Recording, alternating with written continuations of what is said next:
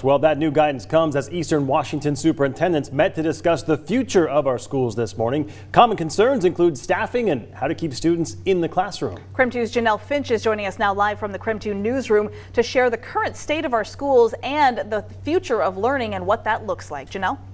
When schools talk about the future of education, leaders say it's all about consistency. Most importantly, consistency of staff and learning environment. But with positive COVID cases on the rise, districts are struggling to find enough staff to keep schools open. In just the first 2 weeks of January, 4 East Washington schools held classes online or canceled due to COVID and staff shortages. Great Northern schools were online for the first week of January. Well-Pennant schools are online through January 18th. East Valley schools returned to classes today after canceling yesterday, and today, Gonzaga Prep goes online through January 21st.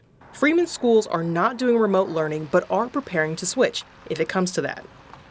You know, we need to use common sense. We need to continue to over-communicate, and really, in being flexible, part of that is planning and preparing, right? Hoping for the best and being prepared if it's less than that, and that's what we're doing. Superintendents across the region say they have staffing issues in transportation and food services. They also say the number of available subs is slim. Our schools are doing their very best to continue to maintain as safe an environment as possible and to continue to maintain continuity of education and transportation and nutrition for our students as long as we have adequate staffing to do that. Staff across Northeast schools are taking on additional roles and looking for solutions.